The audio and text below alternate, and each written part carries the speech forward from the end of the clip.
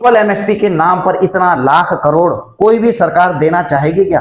तो दोस्तों, जब सातवां पे कमीशन ग्रेड पे को हटाकर सीधा पे मैट्रिक्स कर सकता है, तो फिर जो कि इतना कंट्रोवर्शियल बना हुआ है इक्वल एमएसपी, तो क्या आठवां पे कमीशन दोस्तों एमएसपी का नाम एमएसपी को हटा नहीं सकता है? जी दोस्तों, आज बड़े इंपॉर्टेंट टॉपिक पर चर्चा और विश्लेषण करने वाला हूं और आई होप कि आप भी इस चर्चा में भाग लेंगे और अपनी राय कमेंट बॉक्स में जाकर के लिखेंगे। आप टॉपिक देख ही रहे हैं दोस्तों कि मिलिट्री सर्विस पे होगी merge question mark. Delhi high court ने खोले ऑप्शन, सिरदर्द का इलाज मर्ज, आठवां पे कमीशन।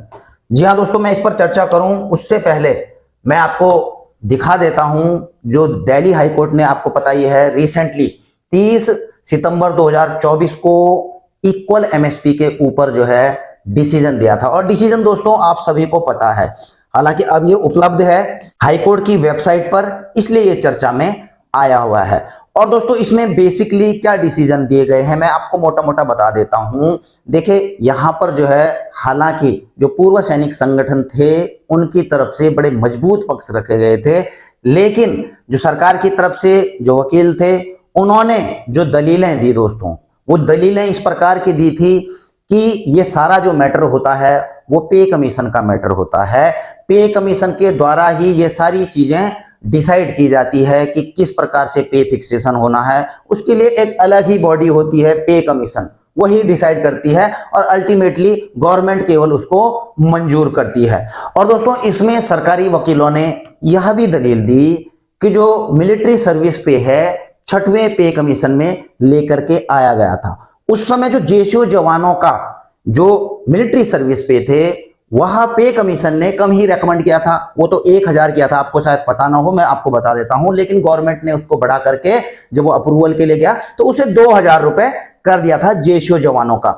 और ऐसे में दोस्तों कि जेएसयू जवान की सर्विस कम होती है, कम उम्र में वो घर आ जाते हैं और सबसे ज्यादा हाई रिस्क उन्हीं का होता है सेना में सर्विस के दौरान, इसलिए उनको अकॉर्डिंगली ज्यादा एमएसपी मिलनी चाहिए। तो ऐसे में दोस्तों यहां पर यह भी दलील दी गई कि जो पे कमीशन ने किया था, तो जैसे कि 7वें पे कमीशन में हुआ था कि भाई जो एमएनएस का है, क्योंकि एमएनएस का भी मुद्दा उठा था दोस्तों कि एमएनएस को तो दी जा रही है 10,800 रुपए, जबकि जो है जेएसयू जवानों को केवल 5,200 रुपए दी जा रही है। तो यहां पर यह भी दलील थी कि जो छठवें पे कमीशन से चल रहा था कि जवानों का 2000 था, एमएनएस का 4200 था, तो जो 7वां पे कमीशन लगा उस पर मल्टीप्लाइंग फैक्टर लगा 2.57 का, तो उसके ही हिसाब से एमएनएस की भी जो एमएसपी है 10,800 हुई है।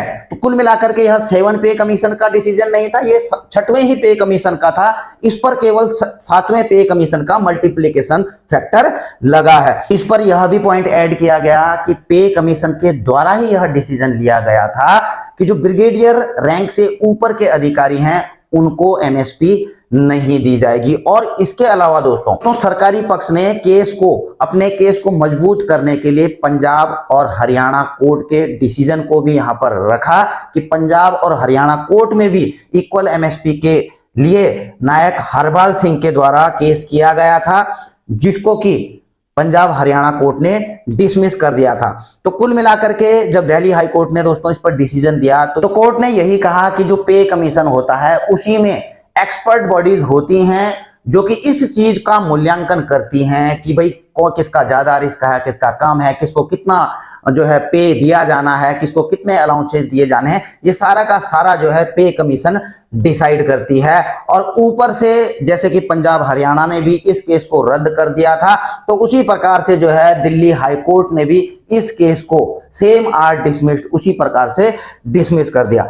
अब इसके बाद दोस्तों ये बात आती है कि क्या इक्वल एमएसपी मिलना इतना आसान है, क्योंकि अब बातें निकल करके आ रही है जिस प्रकार से संगठन कह रहे हैं कि अभी हम सुप्रीम कोर्ट में भी जाएंगे।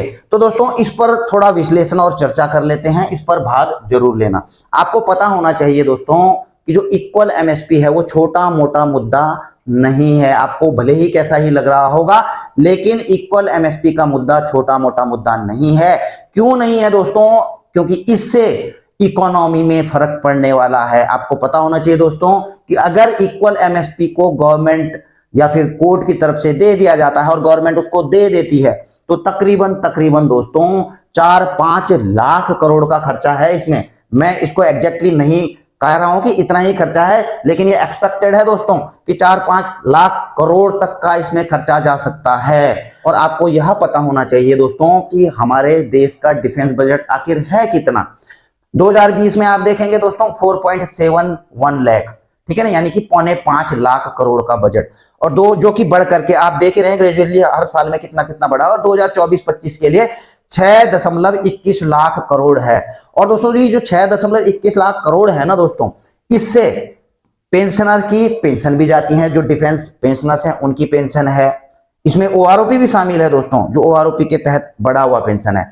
सैलरी जो सेवा में है अभी उनकी सैलरी भी इससे दी जाती है। इसी से उन जो वेपन्स खरीदे जाते हैं दोस्तों हजारों करोड़ के सेना को मॉडर्नाइजेशन करने के लिए, वेपन्स हैं, इक्विपमेंट हैं, वो भी इसी बजट में शामिल हैं दोस्तों। तो कुल मिलाकर के जो डिफेंस बजट है दोस्तों 6.21 लाख करोड़ का है। और अगर केवल इक्वल एमएसपी के नाम पर सरकार 4-5 लाख करोड़ का बजट दे देगी, तो आप खुद समझ सकते हैं दोस्तों कि डिफेंस बजट कहां चला जाएगा। दुगना डिफेंस बजट देना पड़ जाएगा सरकार को दोस्तों, और ऐसा सरकार कभी नहीं चाहेगी दोस्तों, चाहे वो किसी की भी सरकार हो। ऐसा मतलब इस चीज को लेकर के मत चलना दोस्तों कि भैया ये वाली सरकार आएगी तो ये कर देगी, ये वाली सरकार नहीं देगी। बिल्कुल नहीं दोस्तों, सरकार किसी भी पार्टी की हो, वो कोई भी सरकार नहीं चाहेगी कि इक्वल एमएसपी करके इतना सारा पैसा केवल डिफेंस पेंशनर्स को या फिर जो सर्विंग सोल्जर हैं इक्वल एमएसपी के नाम पर दे दिया जाए। और इवन कि आपको पता होना चाहिए दोस्तों कि जो ओआरओपी है, आपको पता है ओआरओपी में हर साल कितना खर्चा आता है, तकरीबन जो है 9 से 10 हजार करोड़ का खर्चा पर एनम आता है एक साल का ओआरओपी के लिए, जो कि धीरे धीरे बढ़ रहा है, ठीक है ना। और केवल ओआरओपी को ही लागू करने के लिए जब सरकारों ने दोस्तों 40 साल लगा दिए, वो भी केवल पर एनम के 9-10 हजार करोड़ देने के लिए, तो आप खुद ही लगा लीजिए दोस्तों कि क्या इक्वल एमएसपी के नाम पर इतना लाख करोड़ कोई भी सरकार देना चाहेगी क्या।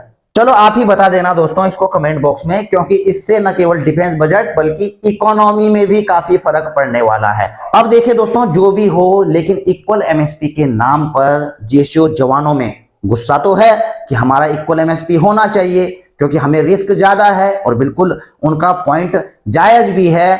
तो अब जब कोर्ट ने कह दिया है कि यह पे कमीशन का मैटर है और उस केस को खारिज कर दिया है, और अब दोस्तों अब आने वाला है 8वां पे कमीशन, तो क्या अब 8वें पे कमीशन में इसको दुरुस्त किया जा सकता है, इस पर भी थोड़ा चर्चा करेंगे दोस्तों। देखिए सबसे पहली बात तो दोस्तों, अगर इक्वल एमएसपी का केस अभी ऑनेबल सुप्रीम कोर्ट में भी जाता है, तो हमारे पास जो पूर्व सैनिक हैं उनके पास तो दलीलें वही हैं, पुरानी वाली दलीलें जो हैं ही, इन्होंने दिल्ली हाई कोर्ट में भी दिखाई थी, चाहे पंजाब हरियाणा हाई कोर्ट में भी इन्होंने दिखाई होगी, तो वहां पर उनके केस को डिसमिस कर दिया गया।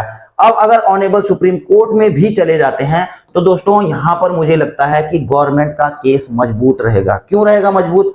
क्योंकि दो हाई कोर्ट ने इस केस को डिसमिस कर दिया है। सबसे बड़ा जो इनका स्ट्रॉन्ग पॉइंट है वो तो यही है। ऑनेबल कोर्ट में इस चीज को तो रखेंगे ही कि दो हाई कोर्ट इसको डिसमिस कर चुकी है, एक भी करती तो बात अलग थी, दो ने किया है, तो भैया स्ट्रॉन्ग पॉइंट तो है ही गवर्नमेंट का। लेकिन जो भी हो, ऑनेबल सुप्रीम कोर्ट में इक्वल एमएसपी की लड़ाई लड़ी जाए चाहे ना लड़ी जाए, फिर भी दोस्तों जेसीओ जवानों में तो गुस्सा है ही। इस चीज को भी दोस्तों 8वें पे कमीशन में कुछ बीच का हल निकाला जा सकता है। वैसे आपको पता होना चाहिए दोस्तों कि जो पे कमीशन होता है इंडिपेंडेंट बॉडी होती है, वो एक्सपर्ट होती है, ठीक है ना। लेकिन फिर भी दोस्तों क्योंकि इक्वल एमएसपी का मुद्दा बड़ा कंट्रोवर्शियल रहा है पिछले कुछ सालों से, तो इस चीज को देखते हुए भी गवर्नमेंट पे कमीशन को इस चीज पर फोकस करने के लिए कह सकती है कि इसका कुछ सॉल्यूशन निकालिए। अब सॉल्यूशन में दोस्तों पे कमीशन तो कुछ भी कर सकती है अपने हिसाब से। अब आप क्या समझते हैं कि क्या कर सकती हैं? जहां तक मैं समझता हूं दोस्तों कि पे कमीशन में इसका कुछ ना कुछ हल निकाला जाएगा। अब दोस्तों हो सकता है कि जो एमएसपी है मिलिट्री सर्विस पे, उसको ही हटा दिया जाए, और उसकी जगह में कुछ नई चीज लेकर के आया जाए। अब आप सोच रहे हो क्या यह संभव है कि मिलिट्री सर्विस पे को ही डिफेंस फोर्सेस से हटा दिया जाए? बिल्कुल दोस्तों, संभव बिल्कुल है। आपने देखा होगा दोस्तों कि अलग अलग पे कमीशन में अलग अलग चीजें, कुछ नई चीजें आती हैं, कुछ पुरानी चीजों को हटा दिया जाता है। आपने खुद देखा होगा 6वें पे कमीशन में क्या नई चीजें आई थी। एक तो आया था दोस्तों मिलिट्री सर्विस पे, 6वें पे कमीशन से पहले नहीं मिलता था, आपको याद होगा दोस्तों। दूसरा ग्रेड पे, रैंक के हिसाब से 2000, 2400, 2800, 4200, 4600 अलग अलग आपको ग्रेड पे मिलती थी 6वें पे कमीशन में। अगर मैं गलत बोल रहा हूं तो आप करेक्ट कर सकते हैं। इसके अलावा 6वें पे कमीशन में एक और नई चीज आई थी, MACP, ठीक है ना, ताकि आपको भले ही ऊपर का रैंक ना मिले लेकिन आपको ऊपर की रैंक की पे एक निश्चित पीरियड के बाद मिल जाए, तो MACP भी लेकर के आई थी। लेकिन दोस्तों 7वें पे कमीशन में क्या हुआ? 7वें पे कमीशन में भी कुछ बदलाव कर दिए गए। 7वें पे कमीशन में तो दोस्तों चलो MSP को रिटेन रखा, 2.57 का इसमें मल्टीप्लाई कर दिया गया, वो मिलता रहा, ठीक है ना। MACP भी दोस्तों मिलती रही, लेकिन आपको पता है दोस्तों ग्रेड पे बंद कर दिया गया, खत्म कर दिया गया, पे मैट्रिक्स पे बैंड को शुरू कर दिया गया। तो अब जिस प्रकार से 7वां पे कमीशन ग्रेड पे नाम की चीज को हटा दिया और उसके बाद पे मैट्रिक्स शुरू कर दिया। हालांकि आपको यह बता दूं कि ग्रेड पे जो मिलती थी दोस्तों, ऐसा नहीं कि ग्रेड पे कम कर दिया गया, नहीं, उसका सॉल्यूशन यह निकाला गया था कि उसको बेसिक जो आपकी सैलरी थी उसके साथ मर्ज करके उस हिसाब से जो है आपको पे मैट्रिक्स है उसमें रखा गया। तो दोस्तों हो सकता है, मैं ऐसा नहीं बोल रहा हूं कि MSP बंद ही हो जाएगी या ऐसा कुछ हो जाएगा, लेकिन दोस्तों जरूर अगर ऐसा हो सकता है तो यह भी हो सकता है कि जो MSP है इसको किसी हिसाब से जो है कैलकुलेट करके जैसे भी करके इसको या तो इसके साथ इसको मर्ज कर दिया जाएगा, और ऐसा भी हो सकता है कि मिलिट्री सर्विस पे का कुछ नाम ही बदली करके कुछ नया नाम रख दिया जाए। और दोस्तों अगर नया ही नाम हो गया तो आप खुद ही समझ रहे हैं, तो फिर जो ऑनेबल सुप्रीम कोर्ट में यह लड़ाई लड़ी जा रही होगी इक्वल MSP की, मिलिट्री सर्विस पे के नाम पर अगर लड़ाई लड़ी जा रही होगी, जब वो नाम ही नहीं रहेगा दोस्तों मिलिट्री सर्विस पे, नई चीज आ जाएगी तो ना रहेगा बांस ना बजेगी बांसुरी। तो कुल मिलाकर के कुछ भी हो सकता है दोस्तों। हालांकि दोस्तों मुझे लगता है कि इसका कुछ ना कुछ बीच का सॉल्यूशन जरूर निकाला जाएगा। इसमें से कुछ भी हो सकता है दोस्तों कि जिससे सारे संतुष्ट हो जाएं, और जो इक्वल MSP के नाम पर लगातार प्रोटेस्ट किया जा रहा है या फिर कोर्ट में लड़ाइयां लड़ी जा रही हैं, यह मामला सारा का सारा क्लोज हो जाए। बाकी आपकी क्या राय है आप भी कमेंट बॉक्स में जाकर के दोस्तों लिख सकते हैं। यह केवल मेरा एक विश्लेषण था, यह मेरी केवल एक चर्चा थी आप लोगों के साथ में कि दोस्तों की इक्वल MSP का निपटारा अगर किया जा सकता है तो मुझे लगता है कि अभी 8वें पे कमीशन में कुछ ना कुछ आपको ऐसा देखने को मिल सकता है। ऐसा जरूरी नहीं है कि मिलेगा ही मिलेगा, हो सकता है कुछ चेंजमेंट ना भी हो मिलिट्री सर्विस पे के ऊपर। लेकिन दोस्तों जहां ना जाए रवि वहां जाए कवि, तो हम भी कभी कभी कवि बन जाते हैं और ऐसी जगह की बात कर लेते हैं कि हो सकता है ऐसी चीजें भी संभव हैं। बाकी आपकी क्या राय है कमेंट बॉक्स में जाकर के लिख सकते हैं। इसी के साथ अपनी वीडियो यहीं पर समाप्त करता हूं। जल्द मिलेंगे नई वीडियो में नई जानकारी के साथ। जय हिंद, वंदे मातरम।